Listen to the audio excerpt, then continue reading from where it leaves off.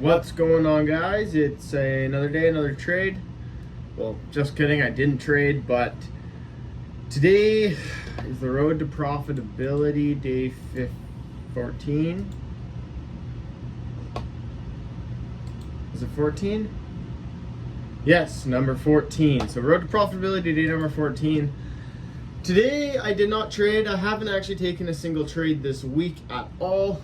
I have forward tested 2 trades, both worked, and then kind of forward tested one today and it worked out as well.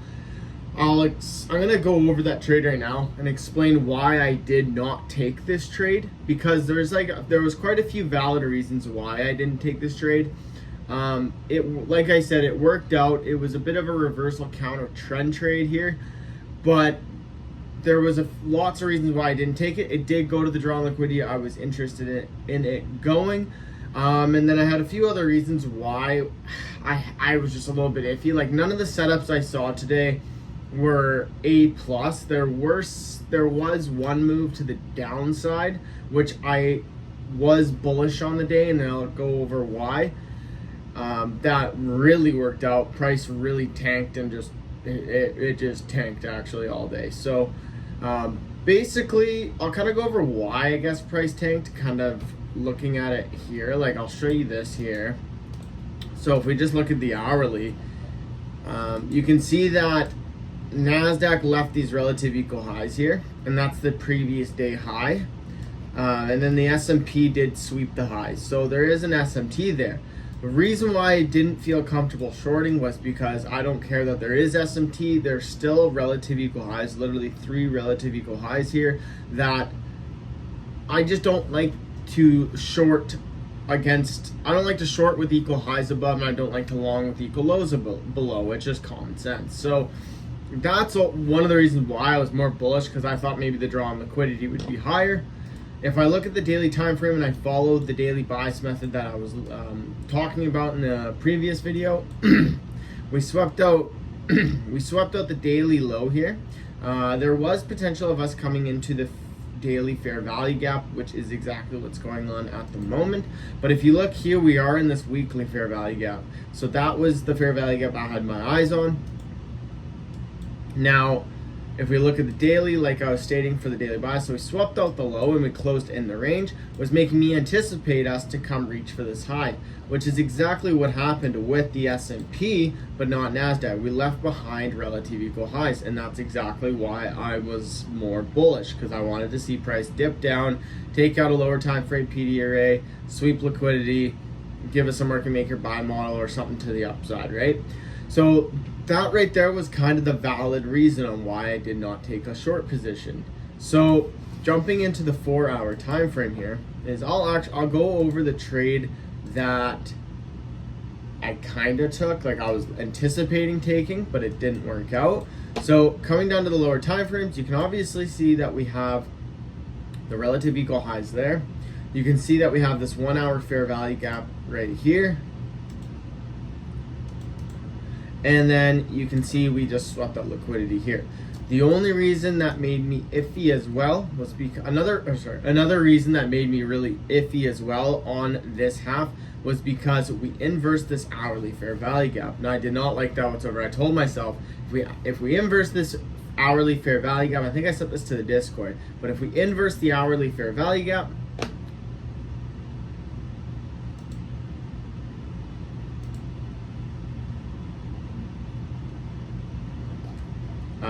if we inverse the hourly fair value gap, the chances and the probability of the trade will be lower, like a lot lower. So I said I will not be shorting as we have equal highs at the major time-based liquidity point. That would just be dumb. Regardless of how bearish price is at the moment, we could just be ripping lower to take out more liquidity. But as of now, there's no reason for me to short with those highs. Would be low probability as that is a high. That would be low probability as that's a high draw price will most likely like to draw towards at some point. Price can do anything, but it's common sense. Then I was looking at that inverse like I was showing here, and I said inverse 1 hour. We'll be sitting on my hands here for a bit. Ideally would like to see the lows be taken before doing anything. I can see this playing out, but the only thing that makes it low probability is the 1 hour fair value gap. So that was the trade I was looking for. So let's jump into that trade. So obviously, like I said, we swept out the hourly low. We've taken out some time-based liquidity. We've taken out now London low. We swept out Asian low, and we came down to sweep out this low.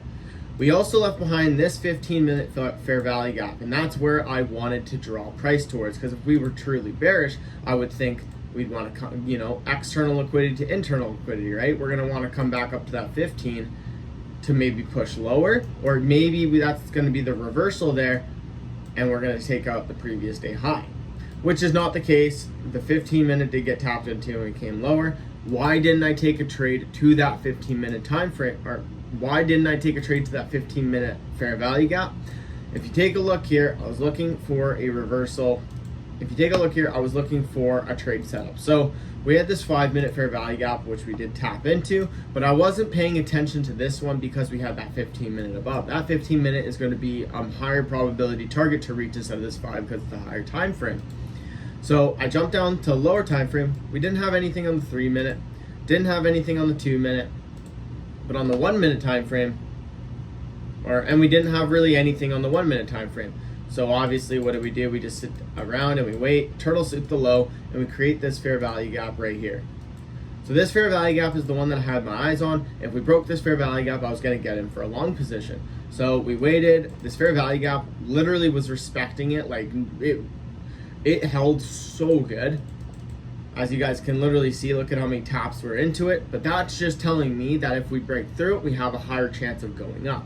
Now the problem is we left behind this 15-minute fair value gap, and that 15-minute fair value gap is pretty much right above the 1 hour or the 1 minute fair value gap. So I was gonna enter on the inverse of the 1 minute, targeting this 15. So it would have looked something like this.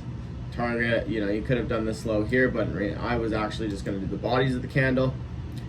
Now, that's why I didn't take it, because there is a chance we could have reversed easily off of this. And if I was to take this trade, right, I could have put stop and break even at the high here. But if I was to take this trade,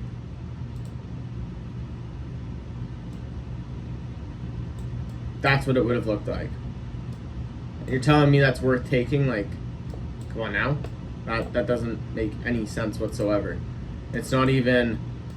It's literally a 1 to 0.09 risk to reward ratio. So that's why I didn't take this trade at all. Was because that 15-minute open. If that 15-minute fair value gap was either A, higher and gave me like a 1 to 1 risk to reward ratio, sure, I would have taken it, no problem.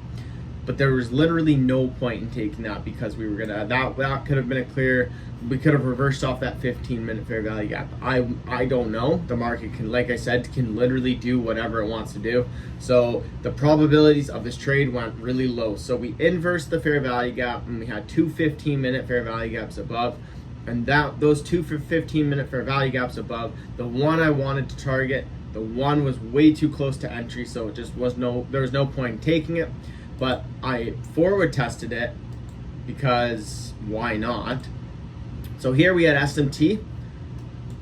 We had SMT once we broke it. So where was the SMT? So we had SMT when we broke right here. We had SMT on the retap of the inverse fair value gap.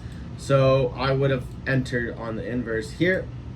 Stop would have been below the bodies or below this candle here. Since this is SMT, this should be protected. This should actually be protected as well as SMT. And then we would have targeted that 15-minute fair value gap up here. But like I said, because of that 15-minute, I was so close, which we're literally tapping into with our entry, there was no point in taking it. And the trade, as you guys can see, pretty much did play out. Would have at least been stopped at break even, depending on how your risk was. If you would have put your low here, you would have had some good risk to reward. Put your low here, or put your stop here, you would have had good risk to reward. You would have had at least about a 1 to 2 on this trade. So I'm not going to complain on the trade at all, because like I'm just glad I followed my rules, and I'm glad that like following the rules made it so I didn't lose on this trade, right? even though it would have been a break-even trade and I wouldn't have lost money, I still followed the rules. So it's a green day in my eyes. I just watched a video, Tactical Traders came out with it. If you guys haven't seen it, it's the how philosophy made me X amount of money in trading, blah, blah, blah. That video is so key because he goes into explaining on how you should look at your trading days as, or sorry, you should look at your red and green trading days as, did I follow my rules or not? Doesn't matter if you lost money. Don't look at it like your P&L, right? Even if you lost money but you followed all your rules, that's a good trading day. That is a great trading day. You're not going to win them all, but if you follow all your rules, that's a good trading day. So this was me following all the rules. Yes, there was an opportunity to go short. You could have shorted off the 15-minute fair value gap, right? Had that retracement into that 15-minute fair value gap, which was in the equilibrium of the range, and then taken a trade to the downside, which the draws on liquidity would have been lower. Like I stated, I didn't like it, the fact that we had those relative equal highs. That's why I didn't trade. So pretty much, yeah, that's I just wanted to go over that today because I'm just really happy on how I followed my rules. I'm happy that everything, I didn't take a trade, I didn't lose today, and it just taught me a lot of discipline. I just sat out of the market and I just watched it play out. And the fact that a trade did work out, cool, great. Wasn't a part of the plan. I'm not going to take it. The probabilities of that trade were not high. So that's one big thing. Is a lot of people are going to be like, oh, FOMO. I've seen already a lot of people on social media that have taken the short position and they made a fuck ton of money today. Me personally, I wasn't looking for shorts. So there's no reason for me to feel FOMO. There's no reason for me to be like, oh, I'm not good, I'm not this, because it wasn't according to my personal plan. So why take the trade, right? So that's one big thing that I have been learning over this last little bit. I've been really practicing my emotions. I've been really working on my psychology, and that's just the biggest part of trading, is just understanding your emotion psychology and reviewing all your trades that you've taken to learn all the lessons you can, because that is going to be the biggest lesson. You could watch 1 million ICT videos, but in order for you to actually learn, the best way is from losing, is from winning, from messing up on anything in the market, journaling them, and reviewing those trades. But yeah, that's going to be the trade recap for today. This will be the road profitability day 14. I know I have more ideas of what I want to do with the road to profitability. I'm just doing some trade recaps today because today was a great thing I wanted to go over. I really want to make a video on this, and I don't really know where the road to profitability is going to go. I'm probably actually going to be changing the name Road to Profitability. And the reason why I'm changing the name is because if you think about it, the road to profitability is stating that technically I'm not profitable. And I'm going to say that now, yeah, maybe I'm not making all the money yet, maybe I'm not doing all of this, but if I continue with that word of saying the road to profitability, stating in the fact that I'm not profitable, I'm not putting and manifesting in my mind that I am already profitable. And that's how you should be thinking about trading, is that does not matter if you have been blowing your accounts.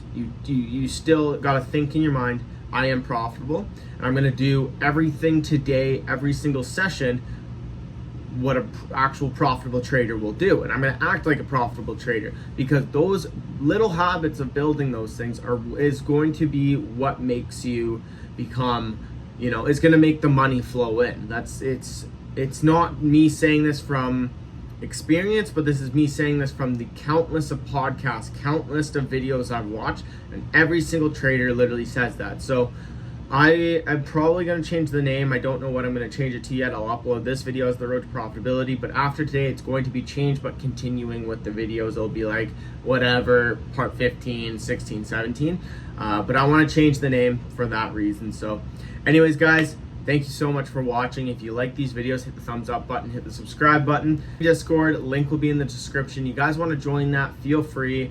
It's 100% free. We'll be doing weekly calls, so you guys can tune into those as well if you want to just tune in, talk, chat, send whatever, learn, literally anything. So click the link there and it will bring you to the free Discord. And leave a comment on these videos of anything you guys want to see in the future videos. I am more than happy to deliver whatever you want to see. And anyways, yeah, I'll see you in the next one.